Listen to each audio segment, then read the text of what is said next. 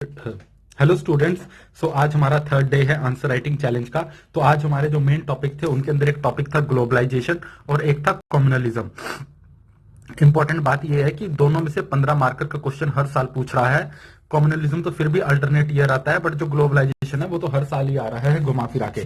तो इनकी अंडरस्टैंडिंग बहुत अच्छी होनी चाहिए। सो ये बेसिकली दो क्वेश्चंस थे, ठीक है, और इनका मॉडल आंसर मैं आपको प्रोवाइड कर रहा हूँ, इनको एक्सप्लेन भी कर रहा हूँ। तो सबसे पहला क्वेश्चन था कि इस diversity and pluralism is under threat due to the globalisation, justify your answer. ठीक है, तो ये कह रहा है कि क्या ग्लोबलाइजेशन की वजह से डाइवर्सिटी और प्लूरलिज्म थ्रेटन्ड है। तो आपको अपने आंसर को जस्टिफाई करना है। तो आप यहां देखिए, पहला कीवर्ड तो ये हो गया, तो डेफिनेशन तो हमारी ग्लोबलाइजेशन के ऊपर हो जाएगी, तीन चार लाइंस की।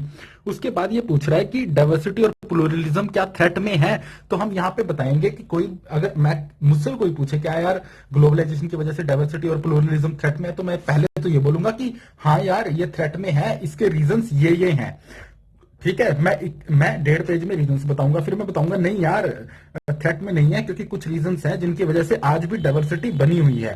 ठीक है, तो वो भी मैं इक्वल वेटेज देके इक्वल पेजेस के अंदर अपना आंसर सब्सटेंशिएट करूंगा और एग्जांपल्स के साथ सब्सटेंशिएट करूंगा जो प्रेजेंट एग्जांपल्स हैं। तो लेट्स सी कि मैंने इसको स्ट्रक्चर कैसे किया है, मैंने इसको प्रेजेंट किया है कैसे किया है विद इन 250 वर्ड्स और एक एनरिच कंटेंट के साथ। तो सबसे पहले तो ग्लोबलाइजेशन की एक टेक्निकल डेफिनेशन आपको याद रखनी है, हर एक ग्लोबलाइजेशन के क्वेश्चन में ही डाल देनी है अगर आपको इंट्रो देनी है तो, कि globalisation is the process of increasing interdependence, interconnectedness and the integration of the economic and the economies and the societies that the event in the one part is shaping the happening of the other।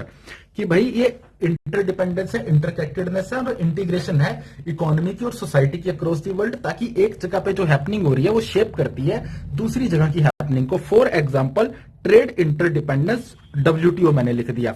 तो मैंने बड़ी introduction दे दी अपनी सिर्फ 4 से 5 line में। तब हम आते हैं नेक्स्ट पार्ट के ऊपर कि diversity and culture is threatened.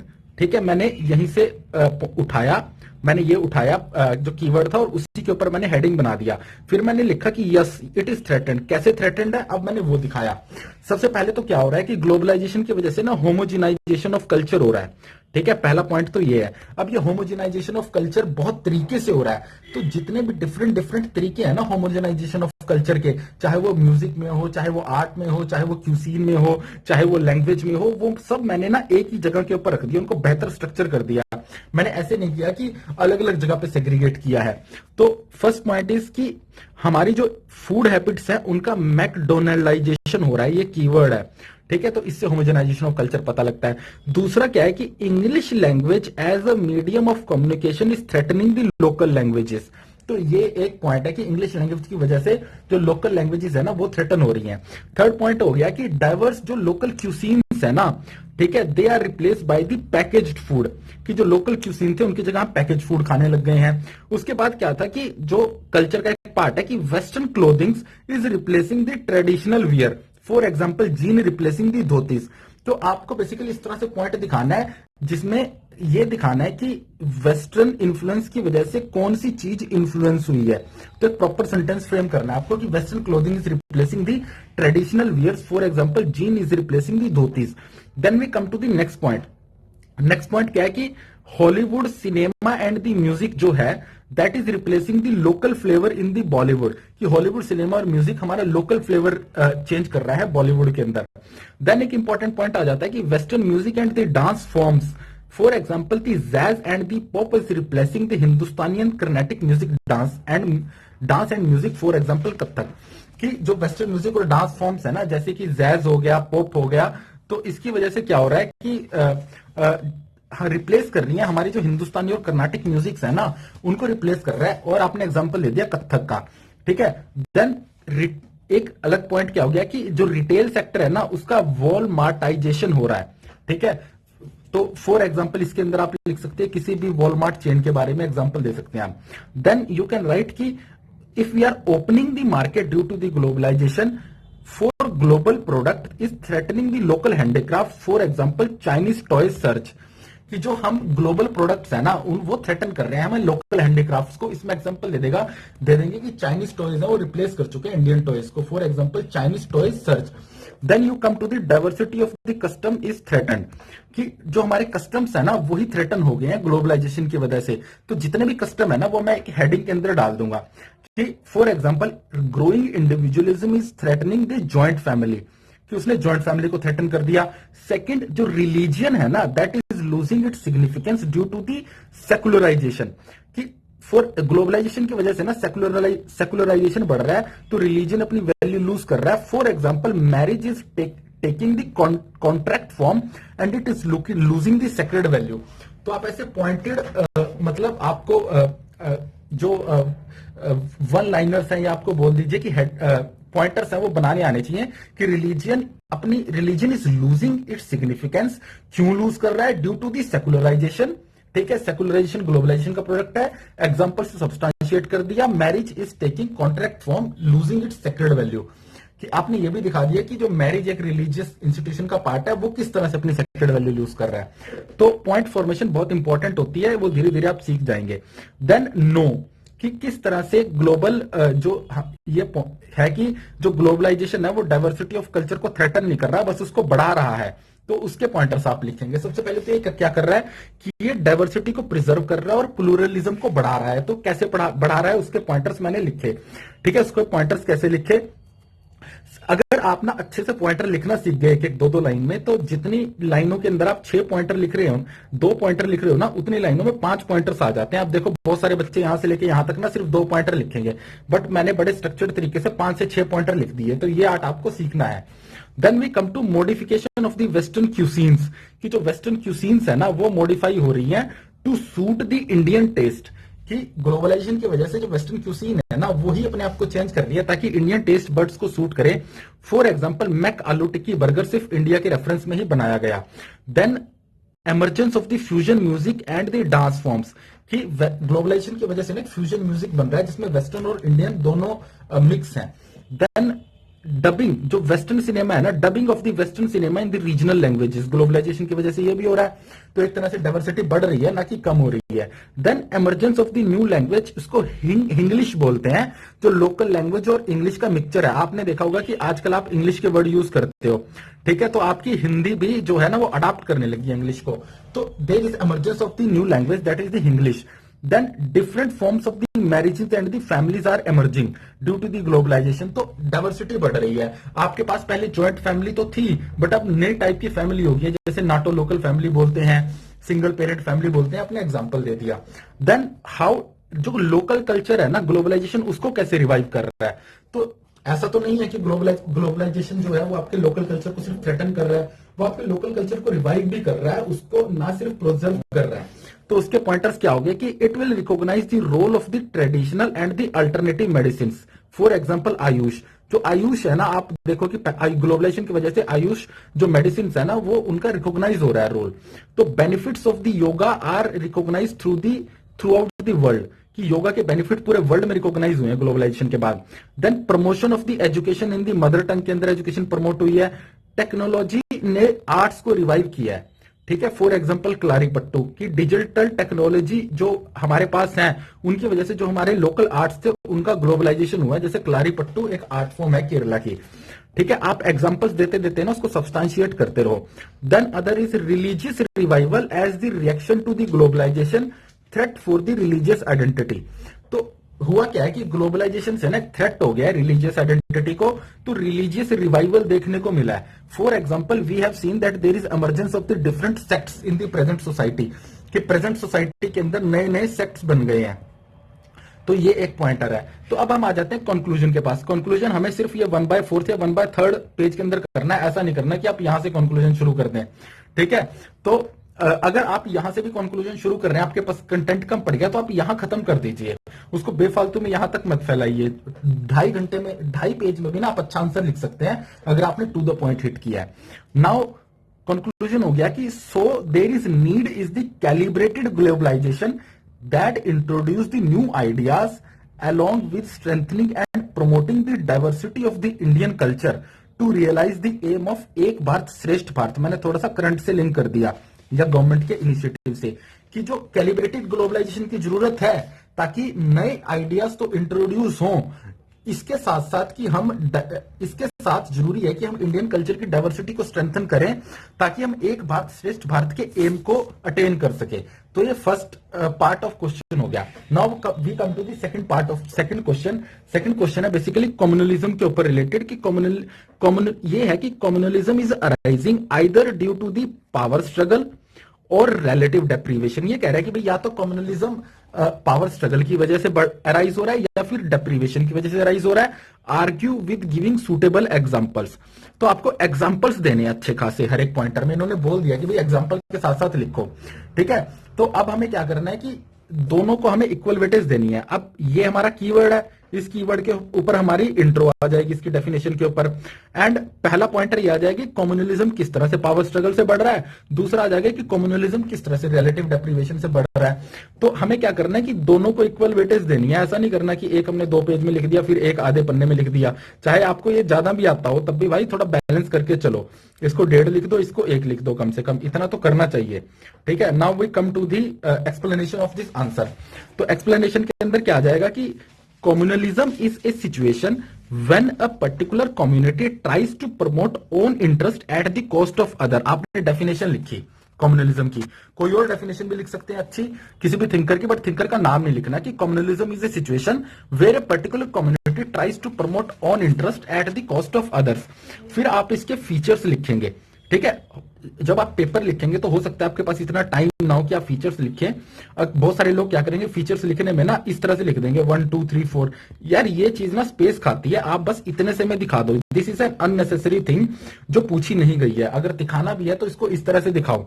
First ये सेंस ऑफ सुपीरियोरिटी इसका एक फीचर है। सेकंड हेटरेडनेस इसका एक फीचर है। Third false idea of communalism as a message of God, कि आप मैसेज ऑफ गॉड बताते हो कम्युनलिज्म को।